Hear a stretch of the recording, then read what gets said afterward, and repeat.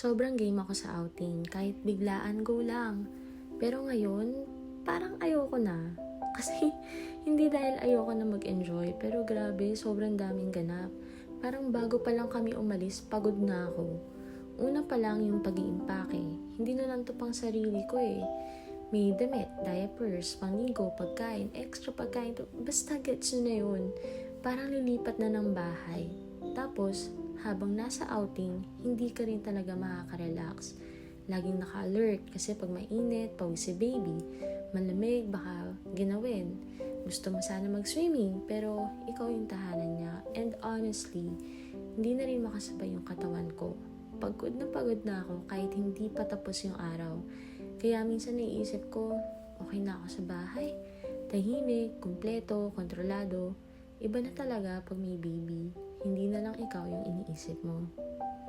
Mama, thanks!